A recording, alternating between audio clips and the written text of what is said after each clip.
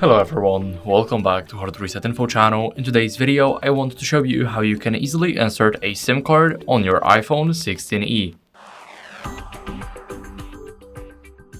So the first thing that we want to do is turn on our phone just like this, and now get a SIM card puller and now insert it into the hole here. Now push it as hard as you can, and now take it off. Now here, what you guys need to do is take a SIM card and now put it in the right directions. After you do that, take this and put it back into your iPhone. And now your SIM card is ready to go. Thank you guys for watching, make sure to leave a like, subscribe, and see you in the next video. Bye.